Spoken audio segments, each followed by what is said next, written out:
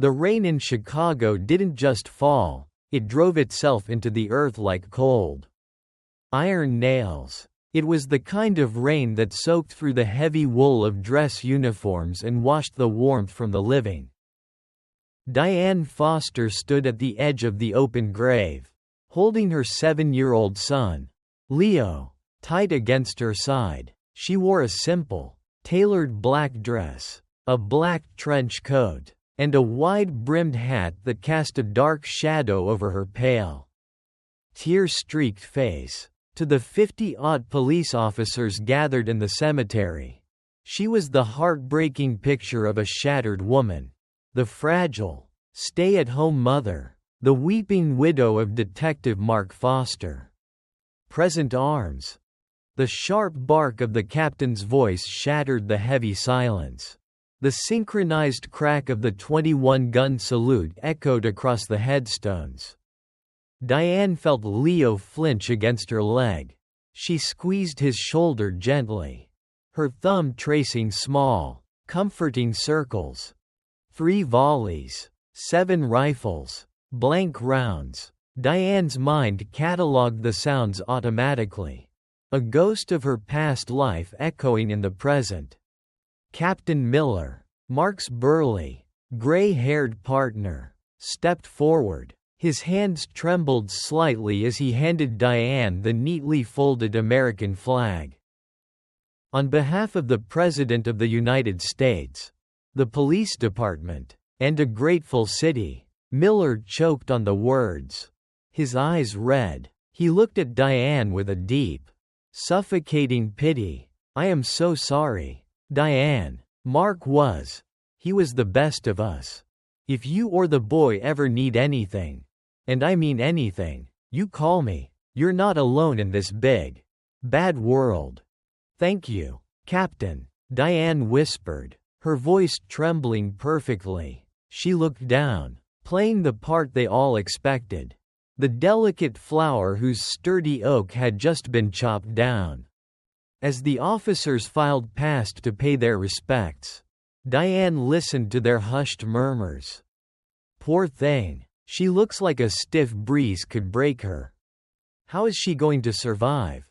Mark did everything for her. She's so fragile. We need to keep a close eye on her and the kid." Diane didn't resent their whispers. They didn't know. Mark was the only one in this city who knew the truth. Mark was the tough, street-smart cop, the shield of the city. But what his precinct didn't know was that behind closed doors, when Mark needed to learn how to survive hand-to-hand combat against the worst monsters on the streets, he didn't go to the police academy. He went to his wife. Before Diane was a mother baking cookies for PTA meetings. She was Staff Sergeant Diane Foster, a Tier 1 close-quarters combat instructor for the United States Special Operations Command. She had spent a decade teaching elite operators how to disarm, disable, and destroy enemies with their bare hands in the dust of Fallujah and the mountains of Afghanistan. Mark had been her peace. He had been the man who pulled her out of the shadows, who taught her how to laugh again, how to be soft. He gave her Leo. He gave her a home. And 3 days ago, someone took him away. The official police report called it a routine traffic stop gone wrong. An armed robbery suspect panicked and shot Detective Foster twice in the chest. A tragic, random act of violence. But as Diane stood in the freezing rain, her peripheral vision scanning the tree line, she knew the truth. She had seen Mark's body in the morgue. The grouping of the bullet holes was too tight. Center mass, perfectly executed under pressure. That wasn't a panicked junkie, that was a professional hit. The funeral concluded, and the crowd slowly dispersed. Diane knelt, ignoring the mud soaking into her stockings, and looked her son in the eyes. Leo's little face was pale. His dark eyes, so much like his father's, swimming with confusion and grief. Mommy? Leo's voice was a fragile whisper. Is Daddy really not coming home? A physical ache tore through Diane's chest. The grief she had been suppressing threatened to swallow her whole. She pulled Leo into her arms, burying her face in his neck, breathing in the scent of his boyish shampoo. He's not, baby, she murmured, letting a single, genuine tear fall. But I am here. Mommy is right here. And I will never let anything bad happen to you. Do you understand? Nothing will ever hurt you. She stood up, holding Leo's hand, and walked toward the waiting black sedan. The grieving widow was leaving the cemetery. But deep inside the recesses of her mind, the veteran was waking up. The house was suffocatingly quiet. It was 11:30 p.m. Diane had spent 2 hours reading to Leo, holding him until his exhausted sobs finally gave way to the deep, steady breathing of sleep. She had tucked the blanket under his chin, kissed his forehead, and locked his bedroom window. Now, she stood in the center of their living room. Everywhere she looked, there were ghosts of Mark, his worn leather recliner, the half-empty mug of coffee he had left on the kitchen counter the morning he died, which she couldn't bring herself to wash. The smell of his cedarwood cologne still lingered in the hallway. Diane walked slowly to the hallway closet and pulled the pull string for the attic access. The wooden stairs unfolded with a quiet squeak. She climbed up into the dusty, dimly lit space. In the far corner, hidden behind boxes of Christmas decorations and old photo albums, was a heavy, biometric steel footlocker. She hadn't opened it in 5 years. Not since the day she promised Mark she was done with the war. She pressed her thumb against the scanner. A soft beat broke the silence, and the heavy lid popped open. Inside laid the ghosts of her past. A tactical chest rig, a customized Sig Sauer P226 with a threaded barrel, assorted magazines, and resting on top of it all, a matte black karambit knife, curved, wicked, and razor-sharp. Diane picked up the knife. The grip molded perfectly to her hand, as if it had been waiting for her all these years. She closed her eyes, and suddenly, she wasn't in the attic anymore. She was in the basement dojo.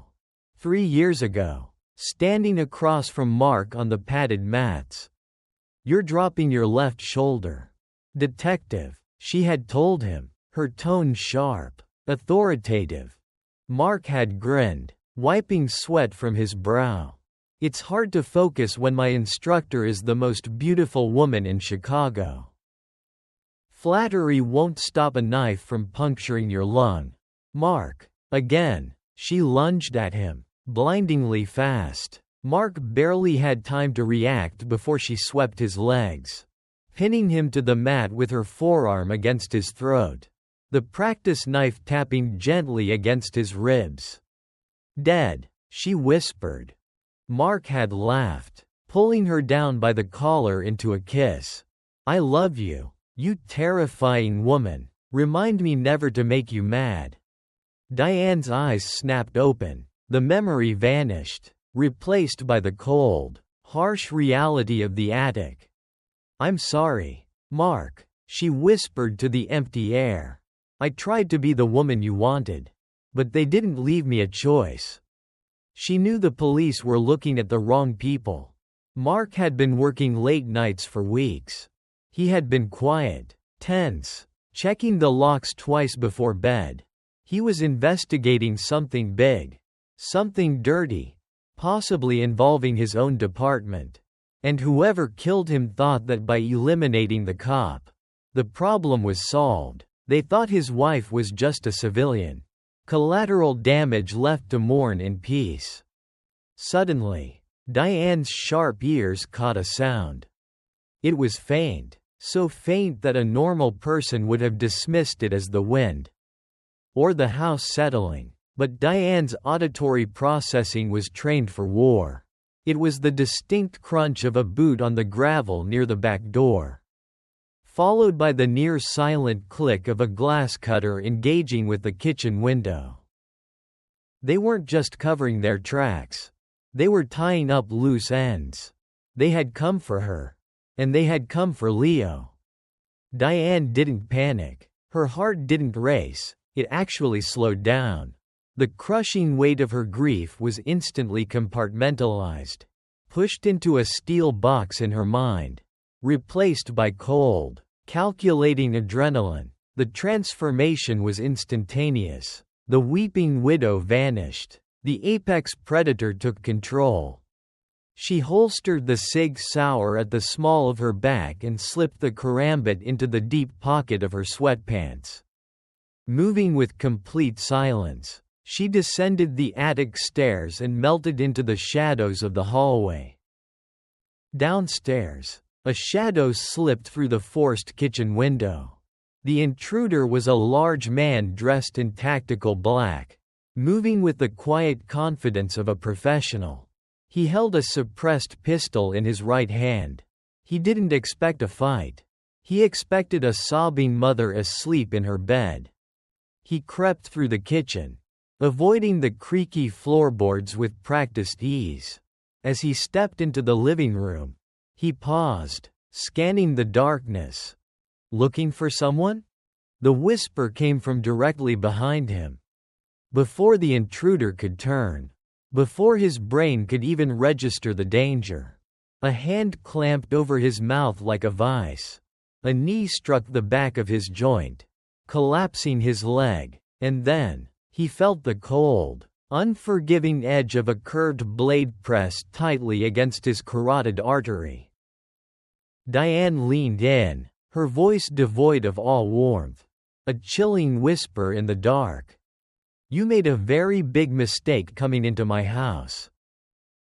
The intruder froze. The cold steel of the karambit pressed precisely against his carotid artery, promising an immediate and messy end. For a fraction of a second, his brain tried to process the impossibility of the situation. The target profile had said she was a fragile, grieving widow, a soft civilian. But the arm locked around his throat was rigid as rebar, and the tactical positioning of her body, tucked perfectly behind his center of gravity, told him otherwise. He was dealing with a professional. Survival instinct kicked in. He violently threw his elbow backward, aiming for her ribs, simultaneously trying to drop his weight to break her hold. It was a textbook countermeasure. And Diane had written the textbook. She anticipated the strike before his muscles even twitched. Diane pivoted effortlessly, using his own momentum against him. She released her grip on his mouth just long enough to trap his striking arm, hyperextending the elbow with a sickening pop. A muffled gasp of agony escaped the man's lips. But before he could scream, Diane's palm drove upward in a brutal palm heel strike to his jaw, snapping his head back and scrambling his equilibrium. As he stumbled, she swept his remaining good leg. He hit the floor hard, but Diane rode the momentum down with him, pinning him face first against the hardwood. She drove her knee right between his shoulder blades, applying just enough pressure to restrict his breathing. In a fluid, practiced motion, she stripped the suppressed pistol from his grip and tossed it across the room. The entire altercation had lasted less than 4 seconds. It was completely, terrifyingly silent. Upstairs, Leo didn't even stir. "Breathe quietly," Diane whispered, leaning down so her lips were inches from his ear. Her voice was ice. "If you make a sound loud enough to wake my son, I will sever your vocal cords. Nod if you understand." The man, gasping through the pain in his shattered elbow, managed a frantic nod. "Good." Diane pulled a heavy-duty tactical zip tie from her sweatpants pocket, a leftover from the footlocker, and bound his wrists tightly behind his back. She hauled him up by the collar of his tactical vest and shoved him toward the basement door. Move. The basement was soundproofed. Mark had done it himself a few years back so they could train on the heavy bags without waking the baby. It smelled of canvas, stale sweat, and old leather. Diane kicked the intruder in the back of the knees, sending him crashing onto the very mats where she used to spar with her husband. She walked over to the wall and flicked on the harsh, overhead fluorescent lights. The intruder blinked against the sudden glare. His face contorted in pain. He was a broad-shouldered man, maybe late 30s, with a military-style buzz cut and a jagged scar running down his cheek. He looked up at the woman standing over him. She was barefoot, wearing loose gray sweatpants and a tank top. But her eyes, they were the eyes of a predator analyzing its prey. "Who sent you?" Diane asked, her tone conversational, almost polite. The man gritted his teeth, attempting a defiant smirk. "You're dead, lady. You and the kid. You have no idea what you've walked into." Diane didn't sigh. She didn't threaten him. She simply stepped forward, grabbed his broken arm, and applied 3 pounds of targeted pressure to the hyperextended joint. The man let out a strangled, breathless shriek, his body thrashing against the mat like a landed fish. Tears sprang to his eyes as Diane released the pressure just as quickly as she had applied it. "I don't have time for the tough guy routine," Diane said, her voice remaining perfectly even. "I am a mother with a sleeping child upstairs. And I have a long night ahead of me. I am going to ask you one more time. Who sent you to my home?" He was panting heavily, the arrogance completely wiped from his face. He recognized the cold detachment in her eyes. It was the look of someone who had done this 100 times before and felt absolutely nothing. "Vance," the hitman gasped out, coughing. "Lieutenant Vance. He paid the contract." Diane's heart skipped a single beat. But her expression didn't change. Lieutenant Vance was Mark's commanding officer. He was the man who had stood at Mark's funeral, his hand on his heart, delivering a tearful eulogy. "Why?" Diane asked, the karambit catching the harsh overhead light. "Foster, your husband, he dug too deep." The man choked out. "He found the ledgers, the money from the cartel drops. Vance has been running it through the precinct for years. Foster was going to internal affairs. Vance had to take him off the board. A routine traffic stop gone wrong." The official story echoed in her mind. A sickening lie. Mark hadn't been killed by a random junkie. He was executed by his own people. "And why come for me?" Diane demanded. "Vance didn't know if Foster gave you copies of the files. He couldn't risk it. We were told to make it look like a home invasion. Kill you. Kill the kid. Burn the house down." The temperature in the room seemed to drop by 10 degrees. The mention of Leo being collateral damage flipped a switch deep within Diane's soul. The lingering traces of the grieving widow burned away, leaving behind only the Tier 1 operator. "Where are the files now?" "I don't know," the man pleaded, sensing the shift in her energy. "I swear." Vance said he tore up Foster's desk. His locker, he couldn't find them. "We thought they were here." Diane stared at him for a long moment. Mark was meticulous. If he had explosive evidence against a dirty lieutenant, he wouldn't leave it anywhere obvious. He would hide it somewhere only she would understand. "Thank you for your cooperation," Diane said softly. Before the man could register the words, Diane moved, a swift, precise strike to the side of his neck with the hardened edge of her hand. The hitman's eyes rolled back, and he slumped sideways onto the mat, unconscious. He would be out for hours. Diane turned away, her mind racing with tactical calculations. The house was compromised. The police department was compromised. Captain Miller, Vance, the officers who had smiled at her son, she couldn't trust any of them. If she called 911, she would just be inviting her husband's killers back through her front door. She ran up the stairs, taking them two at a time. She grabbed a heavy tactical duffel bag from the attic and moved into her bedroom. Passports, cash from the hidden safe, burner phones. She moved with ruthless efficiency. Ammunition, the Sig Sauer, 2 extra blades, a trauma medical kit. Then, she walked into Leo's room. Her son was curled up, clutching a stuffed bear Mark had won for him at the state fair. Diane's chest tightened, a fierce, burning love swelling inside her. She gently shook his shoulder.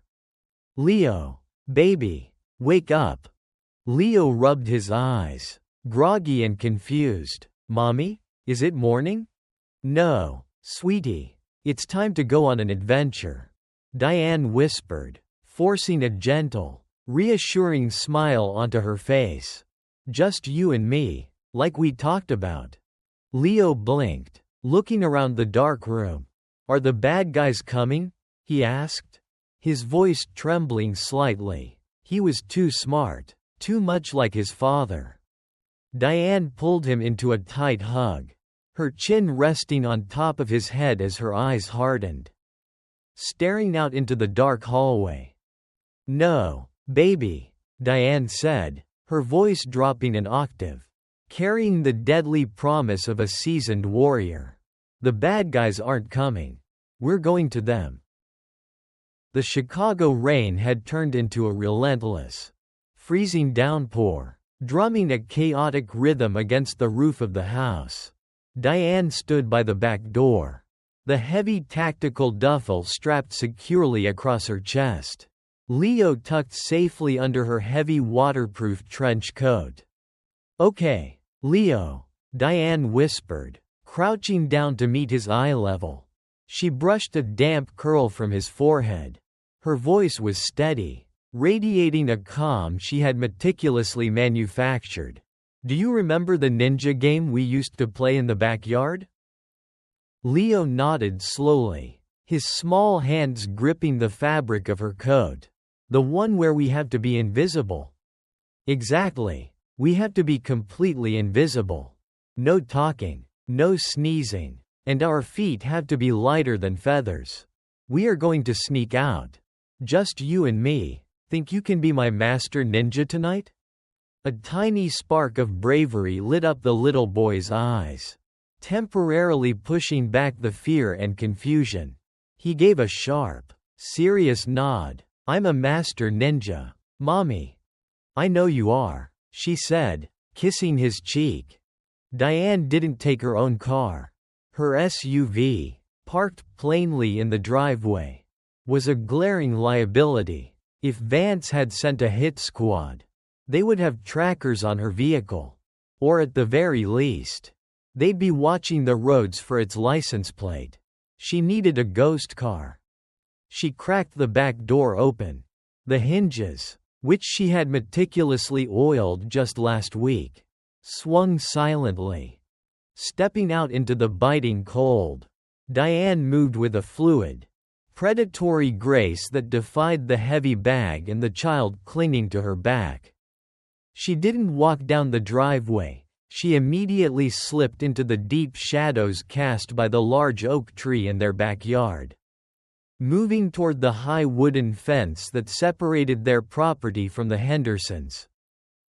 Mr. and Mrs. Henderson were an elderly couple who spent every February in Florida. Diane, the dutiful PTA mother and neighborhood watch coordinator, knew they wouldn't be back for another 3 weeks. She also knew exactly where Mr. Henderson kept the spare key to his 15-year-old, unregistered, forest green Subaru station wagon parked out back. As she vaulted the wooden fence with effortless, silent agility, landing softly on the muddy grass on the other side, a flash of headlights swept across her front lawn. Diane froze, pressing herself and Leo flat against the wet wood of the fence. A black, unmarked Ford Explorer was creeping down the street. No sirens, no police lights. The vehicle rolled to a stop right in front of her house, the engine idling with a low, menacing growl. The passenger side window rolled down a few inches. Someone was checking on the hitman. Someone was waiting for a signal that the job was done. Leo shifted against her back, opening his mouth to whisper. Diane immediately pressed a gentle but firm finger over his lips. "Ninja rules," she mouthed, looking him in the eyes. Leo squeezed his eyes shut and nodded, holding his breath. Through a small knot in the wood, Diane watched the Explorer. She calculated the distance, the line of sight, and the time it would take to draw her Sig Sauer. If they got out and went inside, they would find their man tied up in the basement. The alarm would be raised in less than 2 minutes. The entire corrupt precinct would be hunting her before she even left the neighborhood. "Move," her instincts screamed. She detached herself from the fence and glided across the Hendersons' yard, melting from shadow to shadow until she reached the dusty Subaru sitting under a tarp in the driveway. She reached under the hollow, plastic garden gnome near the back tire, her fingers brushing against cold metal. The spare key. Within seconds, she had Leo buckled into the backseat, the duffel bag on the floorboards. She slid into the driver's seat. Inserting the key, she didn't start the engine immediately. She waited until the unmarked Explorer slowly rolled forward, continuing its patrol around the block, assuming the hitman was just taking his time. As soon as their taillights disappeared around the corner, Diane turned the ignition. The old Subaru coughed to life with a quiet hum. She didn't turn on her headlights, relying solely on the ambient light from the street lamps and her own sharp night vision. She eased the car out of the driveway, slipping out of the neighborhood like a phantom in the rain. They drove in silence for 20 minutes, winding through the industrial outskirts of Chicago, leaving the manicured lawns of suburbia far behind. The adrenaline of the escape was slowly settling, replaced by the cold, hard reality of their situation. "Mommy?" Leo's voice drifted from the backseat, small and tired. "Did we win the game?" Diane glanced at him in the rearview mirror. "We did, baby. You were the best ninja I've ever seen. We're safe now." "Where are we going?" That was the million-dollar question. "Where are the files?" Vance's hitman had said Mark's desk and locker were clean. Mark wouldn't have brought cartel ledgers home, it was too dangerous.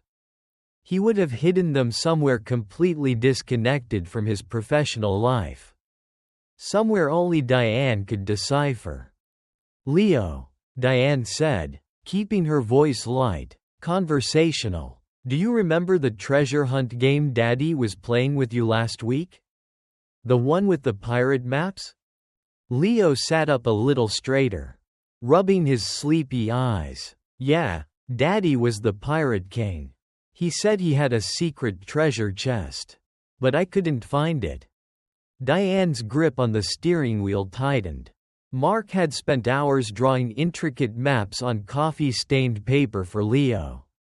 It was their favorite bonding activity. But Mark had been unusually intense about it the week before he died. "Did the Pirate King give you any special clues before you went away?" Diane asked, her heart hammering against her ribs. Leo reached into the pocket of his pajamas. He fumbled for a moment before pulling out a heavy, slightly tarnished brass key. It had a strange, square head and no brand name, just a series of numbers stamped into the metal. 404. He gave me the magic key, Leo said proudly, holding it up in the dim light of passing street lamps. He told me to keep it safe in my secret pocket. He said if he ever had to go on a long trip, I should give the magic key to you. Because only Mommy knows where the dragon's cave is. Diane's breath hitched. She pulled the Subaru over into the empty parking lot of a closed diner. Shifting the car into park, she reached back and took the key from Leo's small hand. It wasn't a house key. It wasn't a car key. Diane recognized the design instantly. It was a high-security lockbox key. The kind used in private, off-the-book storage facilities. The Dragon's Cave. A memory hit her with the force of a physical blow. 5 years ago, before Leo was born, she and Mark had taken a weekend trip to an old, retro bowling alley on the south side of the city. The neon sign outside featured a massive, fire-breathing dragon. They had laughed for hours, drinking cheap beer and eating greasy pizza. Mark had rented a small locker there to store his custom bowling ball because he refused to carry it back and forth on the train. Locker number 404.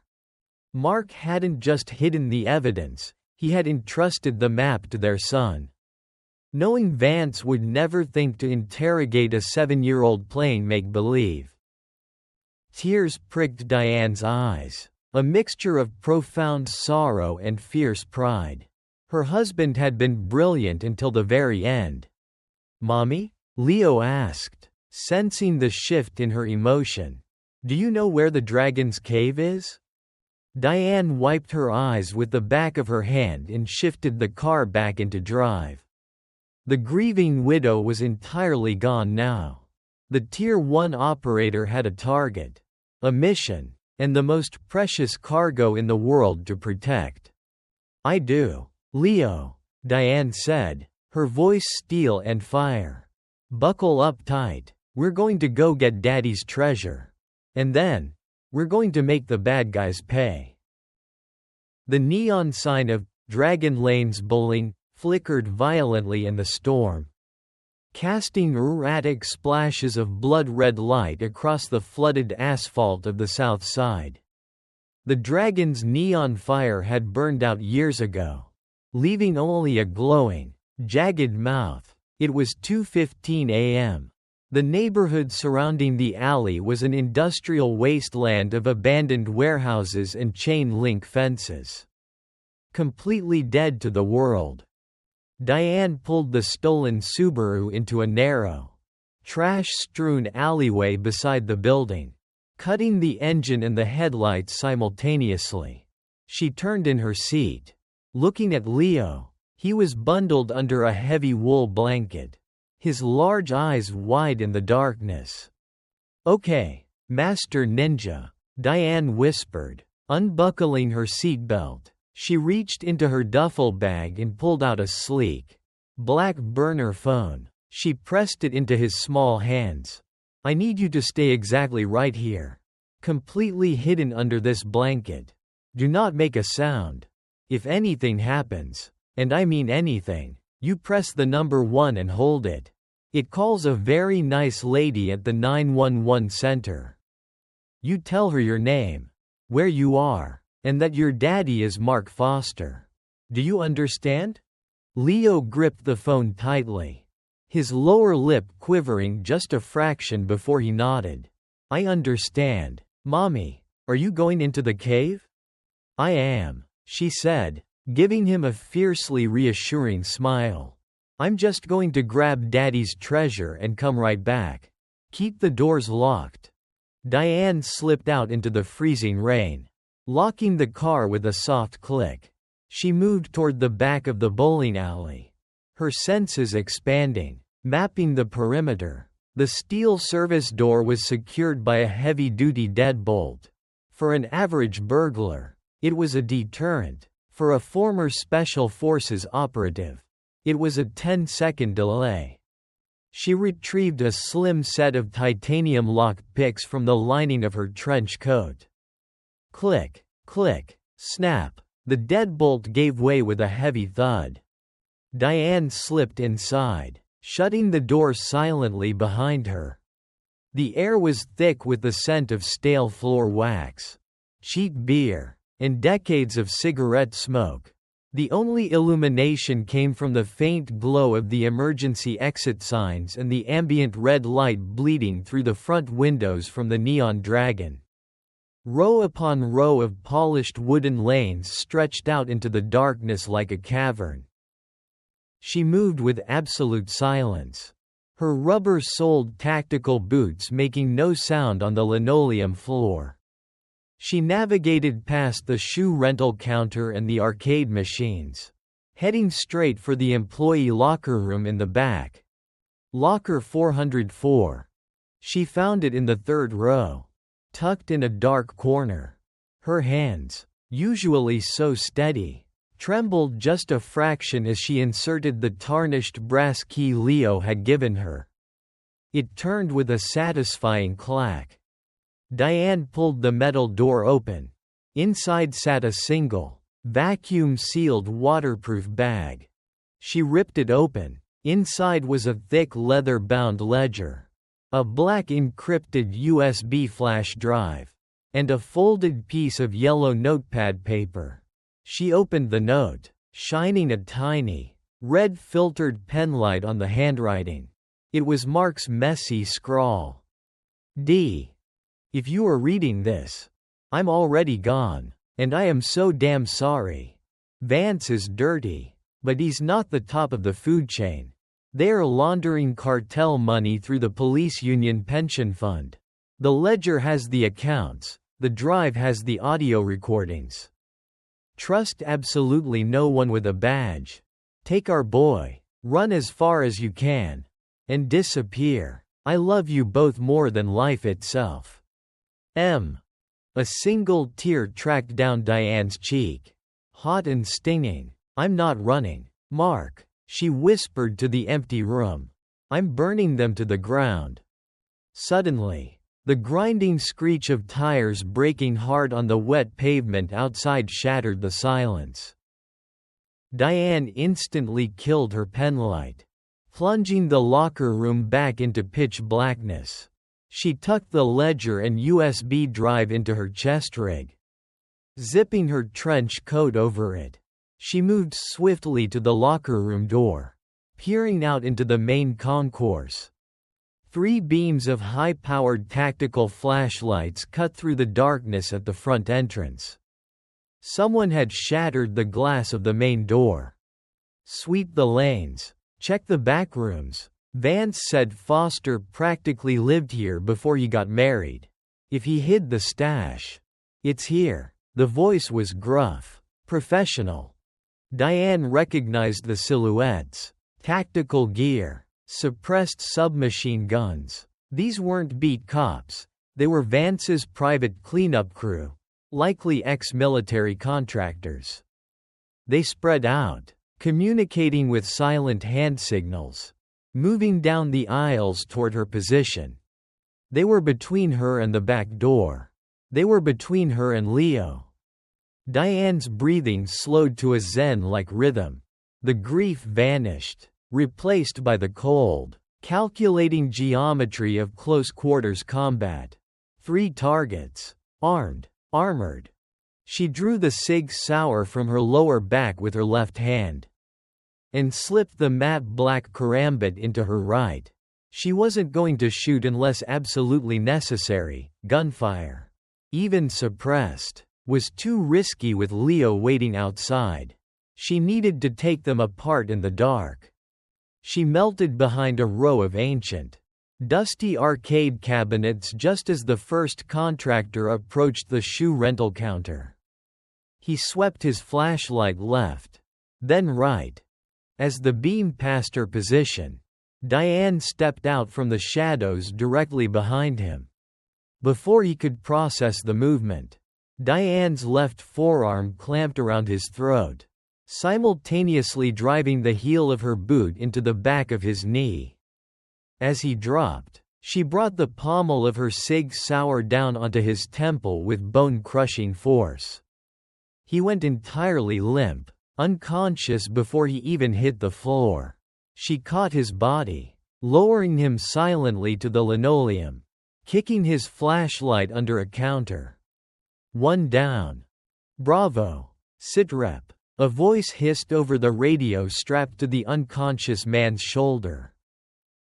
Diane didn't hesitate. She moved down the narrow maintenance corridor running parallel to the bowling lanes. The second contractor was walking down lane number 7, his flashlight beam bouncing off the polished wood. Diane climbed silently onto the ball return mechanism, using it as a stepping stone to vault onto the elevated divider between the lanes. She moved like a phantom, perched directly above him in the shadows. As he walked directly beneath her, Diane dropped. Her knees slammed into his shoulders, driving him face first into the hard, waxed wood of the bowling lane with a sickening crack. The man let out a muffled groan, his weapon sliding out of reach. Diane rolled smoothly, coming up on one knee, and pressed the curved edge of her karambit against the gap between his tactical helmet and his vest, right over the subclavian artery. "Don't," she breathed, a ghost in the dark. The man froze, his eyes wide with sudden, primal terror as he felt the razor edge break the first layer of his skin. Diane delivered a precise, blunt force strike to the carotid sinus on the side of his neck. His eyes rolled back, and he slumped into the gutter of lane 7. "Two down."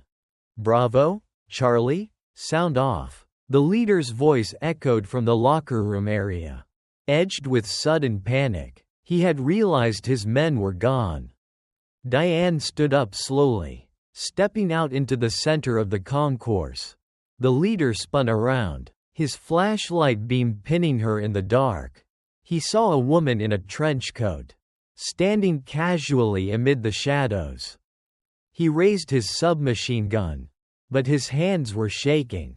He couldn't understand how his team had vanished without a single gunshot. "Who the hell are you?" he demanded, his finger tightening on the trigger. Diane raised her left hand, the suppressed Sig Sauer aiming flawlessly at the center of the flashlight beam.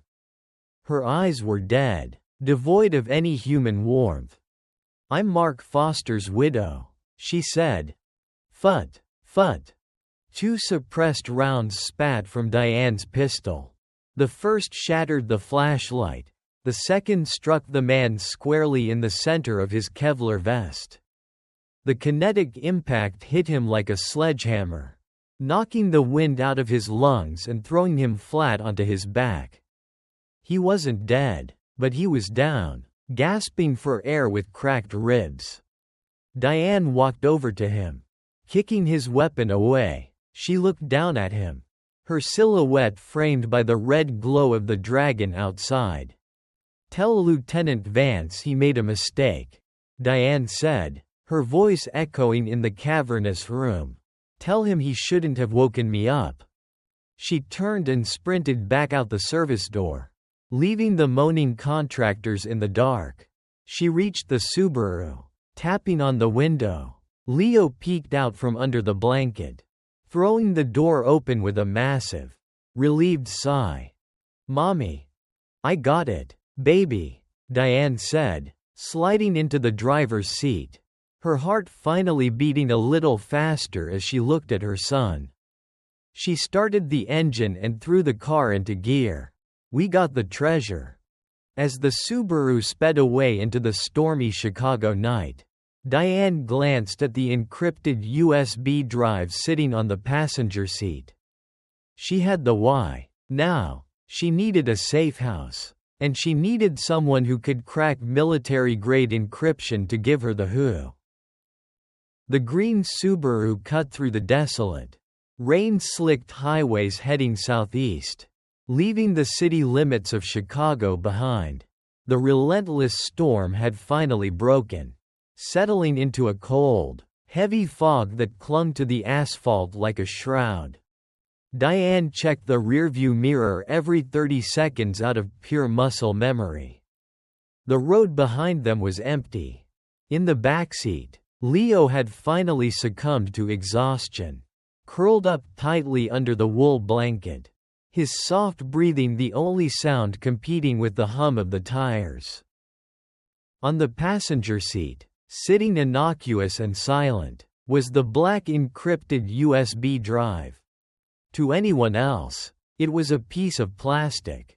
To Diane, it was a live grenade with the pin pulled. Mark had died for whatever was on that drive. She needed to know exactly what kind of war she was walking into. And for that, she needed a ghost. An hour later, Diane pulled off the interstate into the decaying industrial outskirts of Gary, Indiana. She navigated a maze of pothole-ridden access roads until she reached a towering, rust-eaten chain-link fence topped with razor wire. A faded metal sign hung crookedly on the gate. Miller's Auto Salvage, keep out. It looked like a graveyard for forgotten steel. But Diane knew better. She didn't honk the horn. She didn't get out. She simply flashed her headlights in a specific rhythm, 2 short, 1 long, 3 short. For a full minute, nothing happened. Then, a blindingly bright LED spotlight flared to life from a guard tower hidden amongst a pile of crushed sedans, pinning the Subaru in a circle of stark white light. A mechanical, heavily distorted voice crackled over a hidden PA system. "You're trespassing on private property. The local sheriff is on speed dial. And the automated turrets don't ask for ID. Turn around." Diane lowered her window, leaning her head out into the freezing air. She stared directly into the blinding light. "The safety on your turrets is wired backward. Jax," Diane called out, her voice carrying easily over the wind. "And the last time I checked, you owed me a bottle of bourbon for pulling your ass out of that ambush in Kandahar. Open the damn gate." Silence hung heavily in the air. Then, the spotlight clicked off. A heavy mechanical groan echoed through the yard as the rusted iron gates slowly rolled open, revealing a clear path through the mountains of scrap metal. Diane rolled the window up and drove inside. She parked the car deep within the salvage yard, next to a gleaming, heavily modified silver Airstream trailer that looked entirely out of place among the wreckage. The trailer was hooked up to a massive diesel generator and completely covered in what looked like EMP-resistant mesh. The door to the Airstream popped open, and a man stepped out into the fog. Jax. Thorne looked exactly as he had 5 years ago. Minus a few more hours of sleep. He was painfully thin, wearing a faded tactical fleece, mismatched combat boots, and wire-rimmed glasses holding back a mop of unkempt brown hair. He was a former JSOC cyber warfare specialist. He could crash a foreign government's power grid from a laptop, but he couldn't cook a hot meal to save his life. Jax stared at Diane, his eyes wide behind his glasses. He looked at her civilian clothes, then at the suppressed Sig Sauer holstered at the small of her back. "Sarge?" Jax whispered, stepping down from the trailer. The network chatter said Mark was killed in a traffic stop. I was going to send flowers. What the hell are you doing here? The traffic stop was a hit. Jax, Diane said, her voice flat, devoid of emotion. His own lieutenant ordered it. They sent a cleanup crew to my house tonight. To kill me. To kill my son." Jax's face went completely pale. The awkward, eccentric hacker vanished, replaced by the sharp, paranoid intelligence of a military operative. "Are you clean? Did they track the car?" "Stolen analog vehicle. No GPS. No cell phones. I'm clean." Diane stepped aside, opening the back door of the Subaru. She gently scooped the sleeping Leo into her arms, adjusting his blanket against the cold. "I need your servers, Jax. And I need them now." Jax looked at the sleeping boy, swallowing hard. He nodded quickly. "Get him inside. It's freezing." The interior of the Airstream was a stark contrast to the junkyard outside. It was a state-of-the-art server farm. Banks of monitors glowed with lines of scrolling code. Cooling fans hummed loudly, and the air smelled of ozone and stale coffee. Jax had set up a small cot in the corner, where Diane gently laid Leo down, placing her heavy coat over him. She walked over to Jax's main workstation and placed the black USB drive on his keyboard. "Mark hid this," Diane said. "He left a note saying Vance is laundering cartel money through the police union pension fund. The ledger is paper, but the audio files are on here. I need names. Jax, I need to know who I'm hunting." Jax picked up the drive with a pair of tweezers. Eyeing it suspiciously, he plugged it into a standalone, air-gapped laptop, a machine completely disconnected from the internet, ensuring no tracker could phone home. "Military-grade encryption," Jax muttered, his fingers flying across the keyboard with blinding speed. AES 256.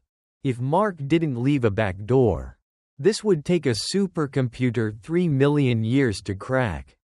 "Mark knew you were the only one I'd trust," Diane said, watching the screen. "He wouldn't make it impossible." "Give me a minute," Jax said, his eyes darting across the code. He typed a series of commands. His brow furrowed. Suddenly, a prompt popped up on the black screen. "Password required." Jax looked at Diane. He left a password gate. "Any guesses? Anniversary? Your birthday?"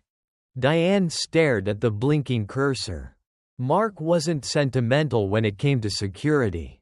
He would use something deeply ingrained in their lives.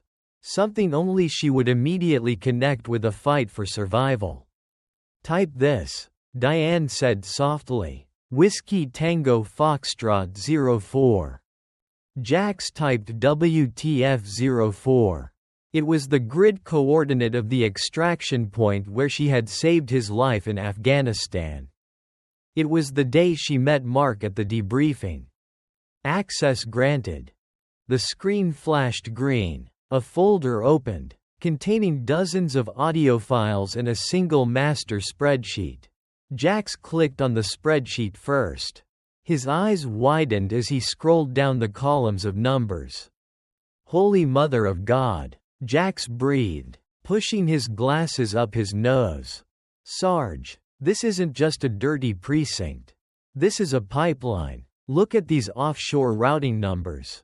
They're moving nearly $50 million a year for the Rojas cartel. Vance is just a middleman. Play the most recent audio file," Diane commanded, her voice turning to ice. Jax clicked the top file. Dated 2 days before Mark's death. The crisp sound of a recorded phone call filled the trailer. "I'm telling you, it's handled," Lieutenant Vance's voice echoed from the speakers, sounding strained and nervous. A second voice answered. It was smooth, deeply resonant, and carried an air of absolute authority. It didn't sound like a street-level cartel thug. It sounded educated, wealthy. "It is not handled, Lieutenant," the smooth voice replied. "Detective Foster has been pulling pension records. If he goes to the feds, This entire enterprise collapses. I don't pay you to manage problems, Vance. I pay you to eliminate them. I'll take care of Foster. Vance stammered. But we need to be careful. His wife. She's ex-military or something. She could make noise. A dark, chilling chuckle came from the other end of the line. A grieving widow is no threat to us. Burn the house down if you have to. Just make sure those files never see the light of day. Do this, Vance, or the cartel will make an example of your family instead. The recording clicked off. Jax was staring at the speakers. Paralyzed by shock, he slowly turned to look at Diane. Sarge, Jax said, his voice trembling. I ran facial and voice recognition software on the background of City Hall last month for a contract. I know that voice. Who is it, Jax? Diane asked. Her hands were balled into fists so tight her knuckles were white. It's not just the cartel. Jax swallowed hard. The man giving the orders to kill your husband. That's Richard Sterling. Diane felt a cold rush of adrenaline hit her system. Richard Sterling wasn't a gangster. He wasn't a corrupt cop. He was the mayor of Chicago.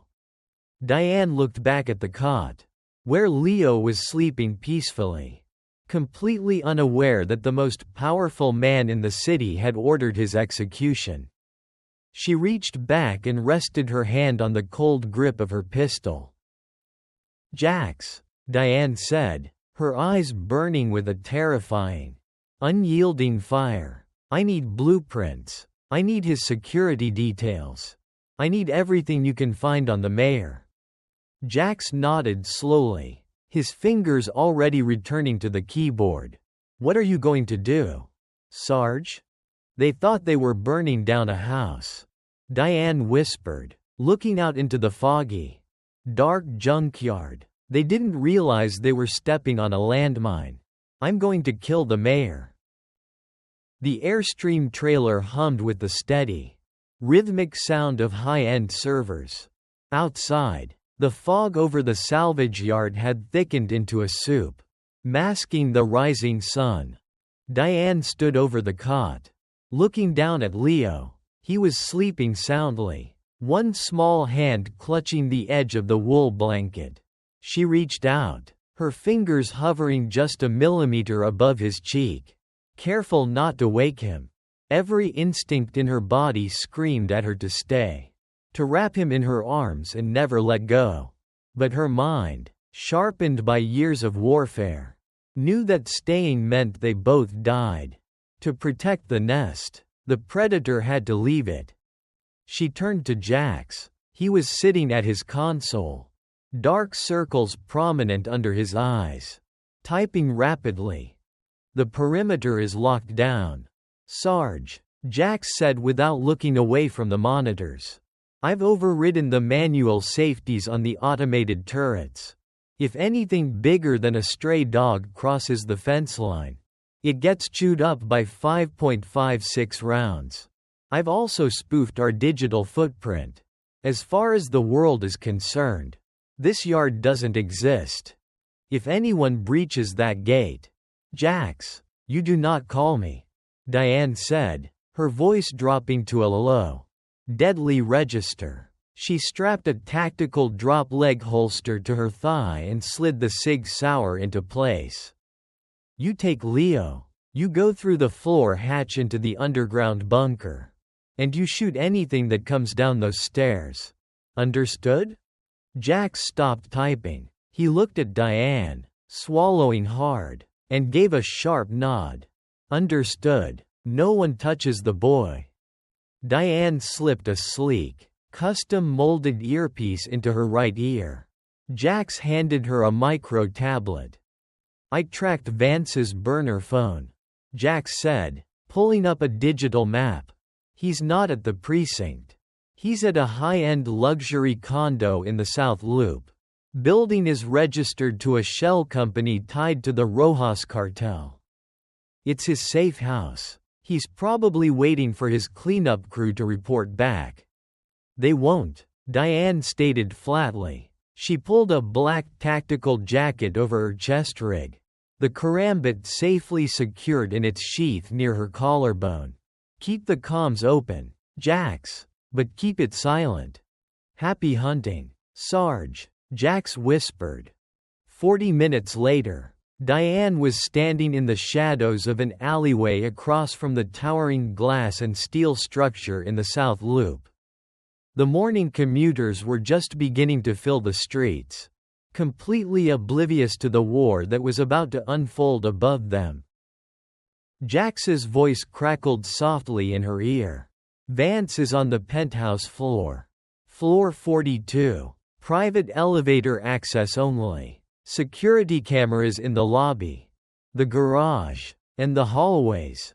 Building security is private, likely off-duty cops on his payroll. Loop the camera feeds on his floor, Diane murmured, her eyes scanning the building's architecture. Done. You have a 5-minute window before the system flags the loop. Diane didn't use the front door.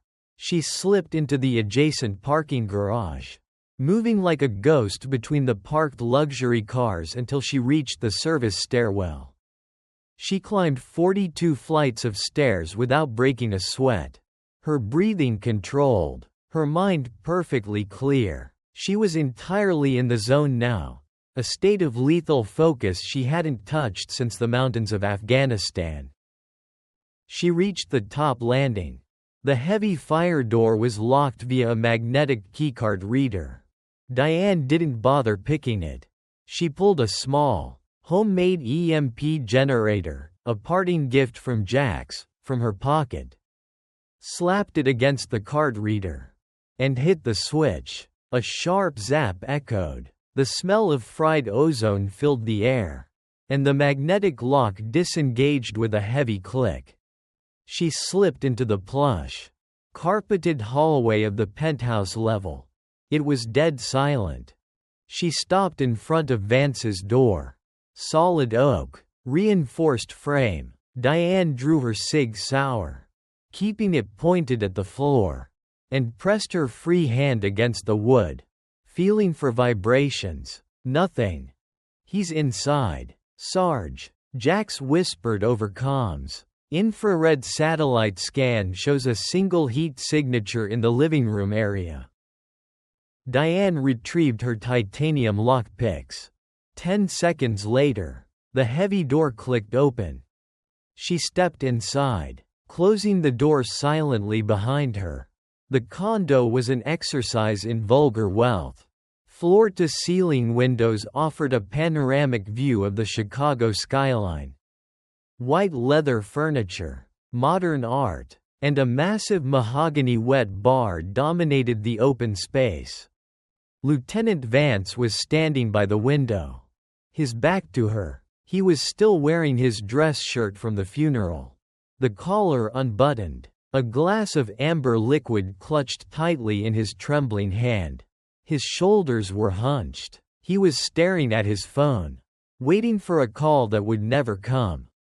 They aren't going to call you back, Lieutenant, Diane said. Her voice was normal volume, conversational, yet it cut through the silence like a razor blade.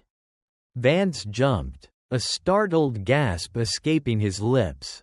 He spun around, dropping his glass. It shattered on the hardwood floor, whiskey splashing everywhere. His eyes widened in absolute terror as he recognized her. The grieving widow from the cemetery. But the woman standing in his living room wasn't weeping. She was a heavily armed phantom, her eyes as cold and empty as a winter grave. Diane, Vance choked out, instinctively reaching for the service weapon holstered on his belt. It was a fatal miscalculation. Before his fingers could even touch the grip of his gun, Diane closed the 20-foot gap between them with terrifying speed. She didn't shoot him. She grabbed his drawing wrist with her left hand, twisting it violently outward, snapping the bone with a sickening crunch. Vance screamed, dropping to his knees. Diane didn't pause. She drove her knee upward into his chest, cracking 2 ribs and sending him sprawling onto his back among the broken glass. Before he could draw breath to scream again, Diane was on top of him. She drew the karambit and drove it straight down. The curved, black steel blade sank an inch deep into the expensive hardwood floor, pinning the sleeve of Vance's uninjured arm directly next to his ear. The razor edge of the knife was resting gently against his cheekbone. Vance froze, his chest heaving, tears of pain and sheer panic streaming down his face. "My husband considered you a friend," Diane whispered, leaning in so close he could feel the cold radiating from her. "He invited you into our home. He trusted you." "Diane, please, you don't understand," Vance begged, spitting blood from his bitten lip. "They made me do it. The mayor, Sterling, he threatened my family. If I didn't take Mark out, they were going to kill us all." "I don't care," Diane stated, completely devoid of empathy. "I want to know about the mayor's money. The offshore accounts. Where is the main ledger? Where does he keep his insurance?" "I don't know," Vance cried, wincing as Diane twisted the knife just a fraction of an inch closer to his eye. "I swear, I just handle the local drops. But there's a gala." Diane paused. "Keep talking." "Tonight," Vance gasped, pointing with his chin toward the window. "The mayor is hosting a private fundraising gala at the Field Museum. All his top donors. It's a cover. The cartel's top accountant is flying in from Mexico. They're finalizing a massive transfer of the pension funds tonight. Sterling will have his personal laptop with him. It has the master encryption keys to all the offshore accounts. It's the only way he can authorize the transfer." "Sarge, he's telling the truth," Jax's voice chimed in her ear. "I'm seeing secure chatter about a high-profile VIP arriving at O'Hare in 3 hours. Heavy security detail heading to the museum." Diane stared at Vance. He had given her exactly what she needed. A location, a timeline, the heart of the operation. "Please," Vance sobbed, the tough cop facade completely shattered. "I gave you Sterling. You can stop him. Just let me go. I'll disappear. You'll never see me again." Diane pulled the karambit from the floor, wiping the blade on Vance's expensive shirt before sheathing it. She stood up, towering over the broken man. "I'm not going to kill you, Vance," Diane said softly. A wave of profound relief washed over Vance's face. "Thank you. Oh God. Thank you." "Jax," Diane said, touching her earpiece. "Send the package." "Package sent. Sarge." The FBI field office, the DIA, and every major news outlet in Chicago just received the audio recordings and the pension ledgers.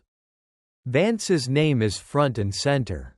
It's trending in 3, 2, 1. Vance's burner phone, sitting on the bar, began to vibrate violently. Then his smartwatch. Then the landline. Vance looked at the ringing phones, his face draining of all color. He looked back at Diane, true despair settling into his eyes. "The cartel knows you failed to kill me. And the feds know you're laundering money," Diane said, turning her back on him and walking toward the door. "You have about 10 minutes before this building is surrounded by SWAT. Or the cartel hitsmen get here. Choose carefully." She stepped out of the penthouse, leaving the door open behind her. She had a gala to attend, and a mayor to destroy. The Field Museum of Natural History was a monolithic temple of white marble, illuminated by massive golden floodlights that pierced the icy Chicago night. Inside, The city's absolute elite, politicians, CEOs, and socialites, mingled beneath the towering, fossilized skeleton of Sue the T-Rex. Crystal champagne flutes clinked. A string quartet played softly in the background, and the air was thick with the scent of expensive perfume and limitless power. It was the perfect camouflage for a slaughter. Diane stepped out of a sleek, black town car that Jax had miraculously procured through his dark web network. She didn't look like a grieving widow. And she certainly didn't look like a heavily armed tactical operator.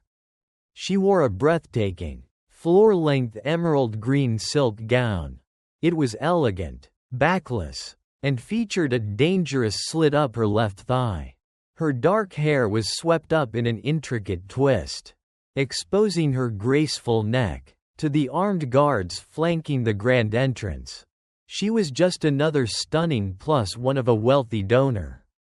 They didn't see the custom-forged, carbon fiber karambit strapped flat against her bare inner thigh. It was completely non-metallic, invisible to the security wands. They didn't know that the delicate diamond hairpin securing her updo was actually a titanium garrote wire. "Comms check, Sarge," Jax's voice hummed in her microscopic, flesh-colored earpiece. "I'm tapped into the museum's closed-circuit feeds. You look like you're ready for the Oscars. Or an assassination." "Both," Diane murmured, offering a dazzling, empty smile to a security guard who scanned the forged VIP QR code Jax had generated for her phone. The scanner beeped green. She was in. She glided into the main hall, moving with the fluid, effortless grace of a dancer. But her eyes were scanning the room with the clinical precision of a sniper. She bypassed the waiters carrying trays of caviar and focused on the anomalies. The security here was suffocating. There were the uniformed museum guards. But they were just window dressing. The real threats were the men in perfectly tailored Italian suits stationed at the perimeter. They stood too rigidly, their eyes constantly scanning the crowd, right hands resting subtly near their waistbands. Cartel sicarios and Mayor Sterling's corrupt private detail. "Location on the target, Jax," Diane whispered, taking a glass of champagne from a passing tray and pretending to sip it. "Target acquired, second floor mezzanine. Balcony suite overlooking the main hall. He's up there with a heavy security presence. 3 men outside the door. At least 2 inside. A helicopter just landed on the museum roof 10 minutes ago. That's the cartel's accountant. The transfer is happening now." Diane looked up. Mayor Richard Sterling was standing on the balcony, looking down at the sea of wealthy donors like a king surveying his kingdom. He was a handsome man in his late 50s, with silver hair and a charismatic smile that hid a soul blacker than pitch. He raised a glass to the crowd below, then turned and walked into the VIP suite. It was time. Diane didn't take the grand staircase. She slipped behind a massive display of ancient Egyptian artifacts, fading into the shadows just as seamlessly as she had in her tactical gear. She found a restricted service stairwell. The heavy door was locked with a digital keypad. "I've got the door, Sarge," Jax said, bypassing the lock. "Now." The magnetic lock clicked. Diane slipped inside the concrete stairwell, dropping the champagne glass into a trash can. The elegant socialite vanished. The apex predator took over. She ascended to the second floor, pushing the exit door open just a fraction of an inch. The hallway leading to the mayor's VIP suite was heavily guarded. 3 men stood outside the heavy oak double doors. They were heavily armed, wearing discreet earpieces. If Diane tried to shoot her way in, The entire museum would go into lockdown, and the mayor would be evacuated to the roof before she could reach him. It had to be silent. It had to be intimate. Diane reached under her silk skirt, her fingers wrapping around the cold, textured grip of the carbon fiber karambit. She pulled it from the thigh holster. She stepped out into the hallway. The guard closest to her turned, his hand instantly reaching inside his suit jacket. "Hey, this area is restricted." He never finished the sentence. Diane didn't run, she exploded forward. She closed the distance in a heartbeat. As the man drew his suppressed pistol, Diane sidestepped the barrel, grabbing his wrist with her left hand and twisting it upward. Simultaneously, she drove the curved carbon fiber blade deep into the brachial artery of his armpit. He let out a choked gasp as his nervous system went into immediate shock. Diane swept his legs, catching his body before it hit the floor, and lowered him silently to the plush carpet. The other two guards reacted, pulling their weapons. Diane used the falling guard as a springboard, launching herself off his chest. She threw the carbon fiber knife like a tomahawk. It buried itself to the hilt in the right shoulder of the second guard, pinning his drawing arm to the wall with a sickening crunch of bone. The third guard leveled his gun at her head. Diane didn't flinch. She dropped to her knees, sliding across the slick marble floor beneath his line of fire. As she passed him, she snapped her leg out, her heel connecting with his kneecap with the force of a sledgehammer. The joint shattered, as the man collapsed forward, screaming silently into his teeth. Diane reached up, pulled the titanium hairpin from her hair, and whipped the razor-sharp garrote wire around his throat. She pulled tight, crossing her wrists, shutting off the blood flow to his brain in less than 3 seconds. He went limp. Diane stood up, breathing steadily. The entire engagement had lasted 6 seconds. Not a single alarm was tripped. She walked over to the second guard, who was gasping in agony, pinned to the wall by his shoulder. She clamped a hand over his mouth and ripped the karambit free, delivering a precise strike to his temple with the pommel of the blade. He slumped into unconsciousness.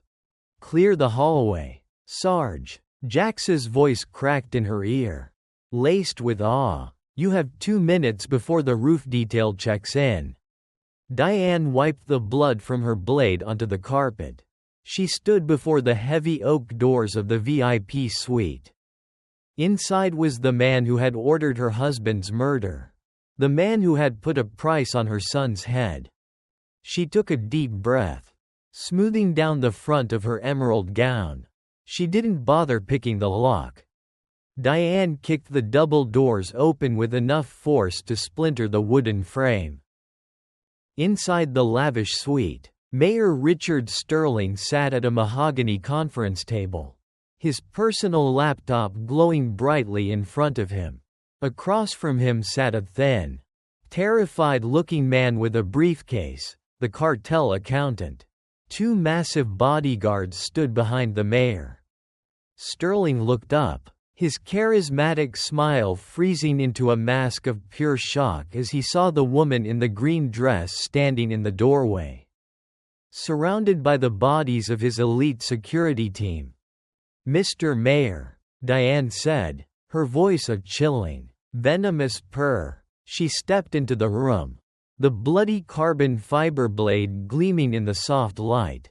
"I believe you have something that belongs to my husband." The heavy oak doors of the VIP suite rebounded off the walls with a thunderous crack. For 2 agonizing seconds, the room was suspended in absolute, stunned silence. Mayor Richard Sterling's charismatic facade completely dissolved, replaced by the pale, slack-jawed panic of a man who suddenly realized his power meant absolutely nothing. Across the mahogany table, the cartel accountant let out a high-pitched whimper, dropping his leather briefcase.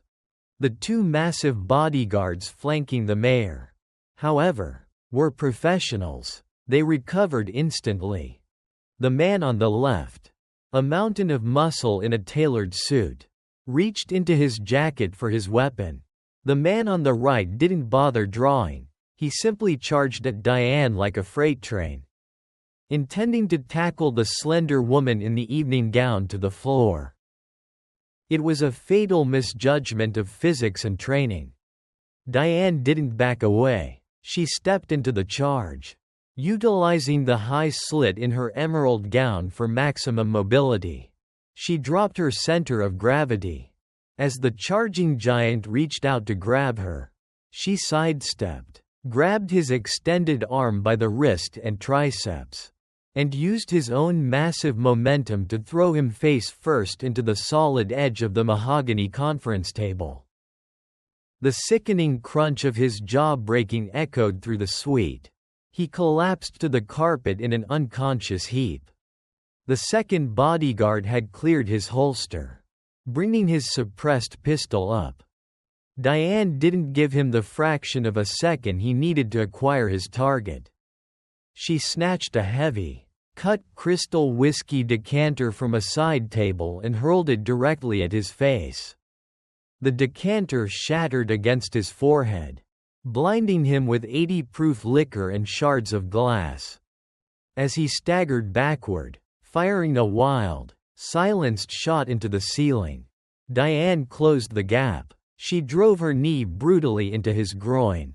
As he doubled over, gasping, she wrapped her arm around his neck, sinking in a flawless, blood-choking guillotine hold. 3 seconds later, his eyes rolled back, and she dropped his limp body next to his partner.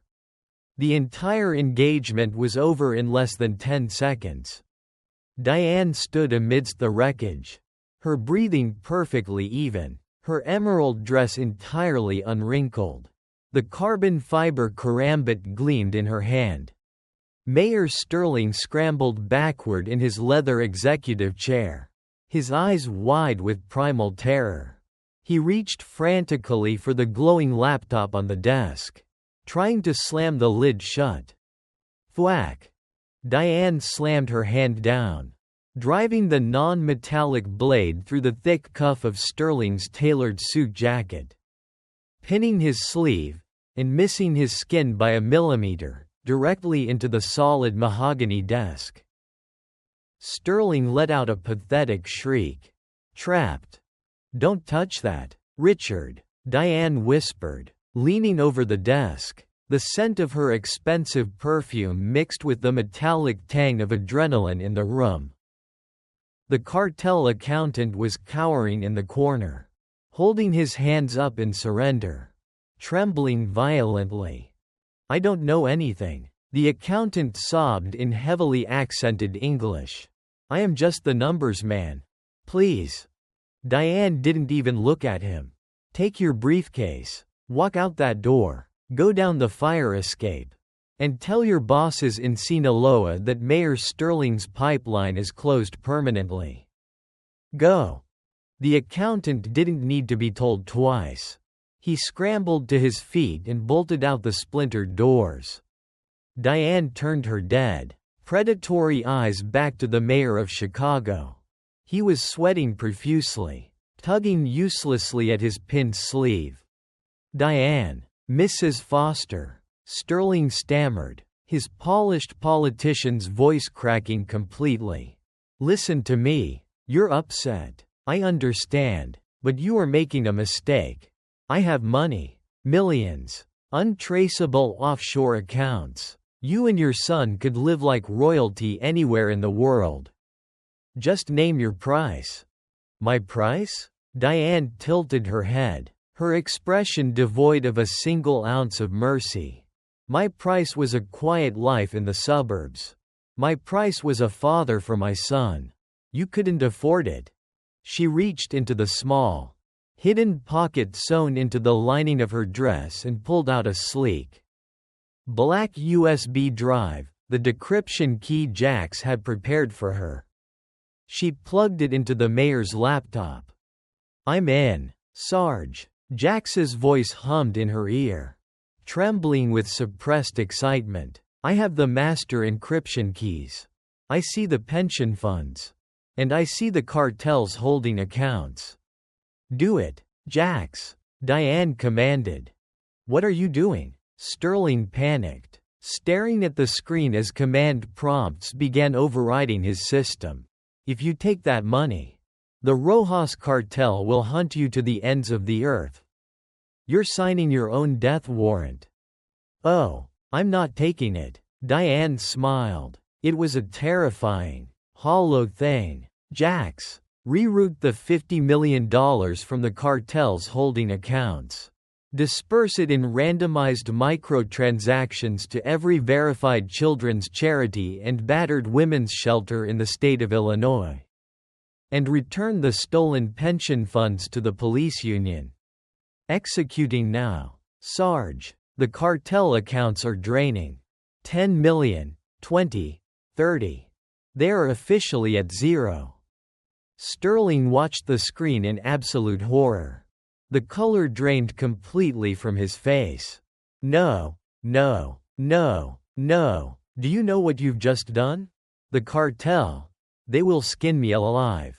They will murder my entire family." "I know," Diane said softly. She leaned in close, her lips almost brushing his ear. "That's exactly what you told Vance to do to me." She pulled the carbon fiber blade free from the desk. Releasing his sleeve, Sterling didn't run, he just slumped in his chair, staring blankly at the screen that displayed his absolute ruin. He was a dead man. And he knew it. "Sarge, local PD and the FBI just breached the ground floor," Jax warned. "I sent them the video of Sterling trying to authorize the transfer. You have less than 90 seconds to exfiltrate before they lock down the perimeter." "Copy that," Diane said. She pulled the USB drive from the laptop, slipping it back into her dress. She walked to the shattered doors of the VIP suite and paused, looking back over her shoulder at the broken mayor. "They thought I was just a grieving widow." "Richard," Diane said, her voice echoing in the silent room. "But the truth is, Mark wasn't the shield protecting me from the monsters in this city. He was the chain holding me back." She turned and melted into the shadows of the hallway, a ghost in an emerald dress, leaving Mayor Sterling to face the flashing red and blue lights reflecting off the museum windows. The chaotic wail of police sirens tore through the freezing Chicago night, bouncing off the towering skyscrapers. Dozens of heavily armored SWAT vehicles and FBI black SUVs converged on the Field Museum, forming a perimeter of flashing red and blue lights. Inside, chaos reigned as the city's elite realized their invincible mayor had just been brought down. Diane didn't stay to watch the fallout.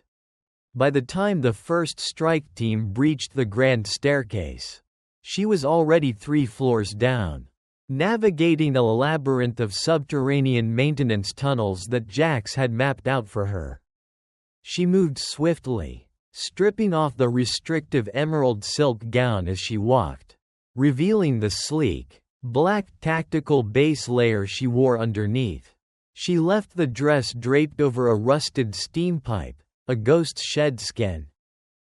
She pushed open a heavy iron grate, emerging into a dark, trash-strewn alleyway 3 blocks away from the museum. The biting wind whipped her hair, but she felt no cold.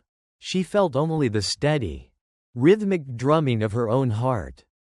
The Blacktown car was idling exactly where Jax had parked it remotely. Diane slipped into the driver's seat, engaged the manual override, and merged seamlessly into the fleeing downtown traffic.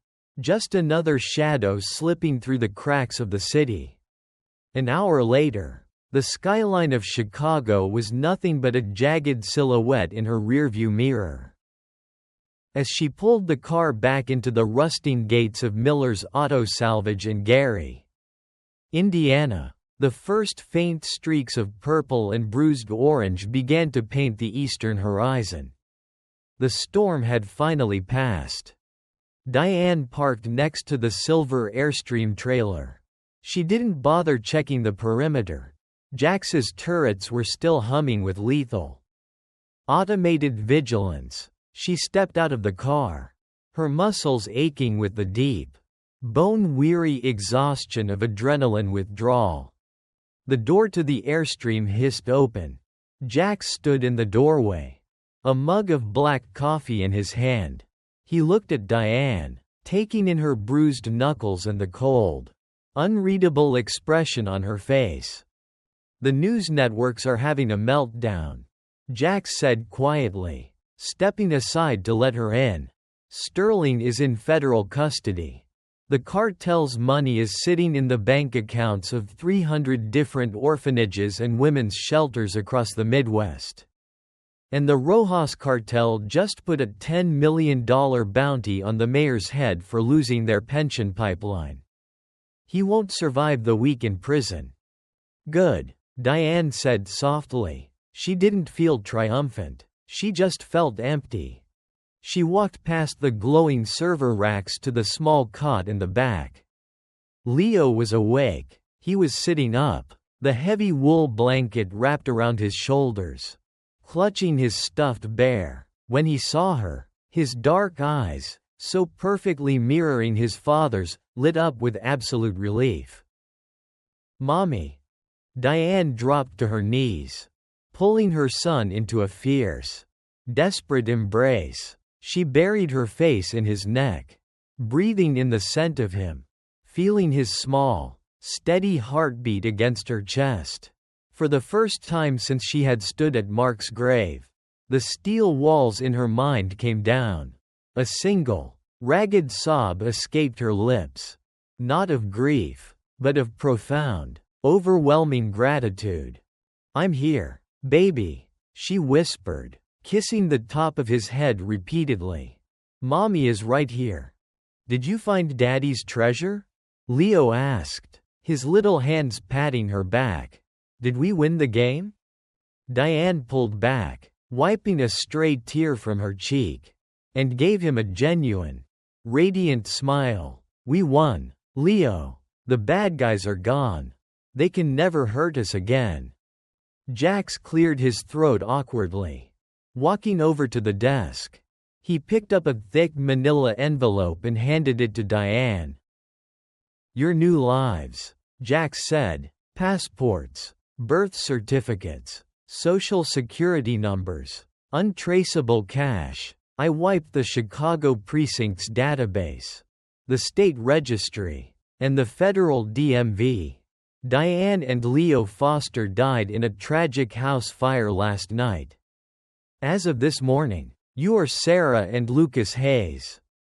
Diane took the envelope, feeling the weight of the paper. It was the ultimate blank slate. "Thank you, Jax, for everything. I owe you."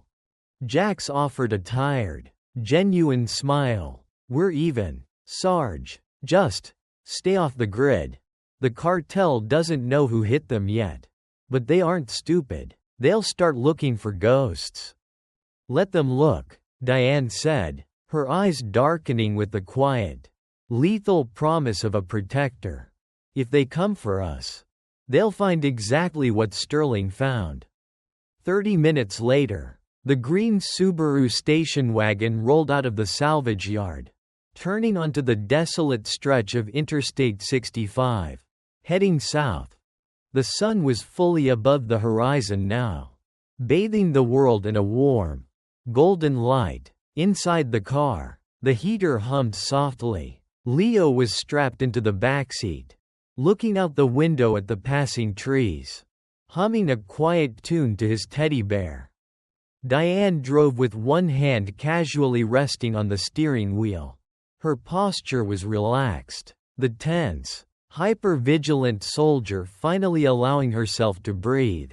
But beneath the passenger seat, fully loaded and chambered, sat the Sig Sauer pistol. And in the hidden pocket of her coat rested the matte black karambit. She wasn't a fragile housewife anymore. And she wasn't a cold-blooded assassin either. She was a mother. She was the shield, the sword, and the storm all rolled into one. She glanced in the rearview mirror one last time. There was no one behind them. Just the open road, and a world of endless, quiet possibilities. Diane turned up the radio.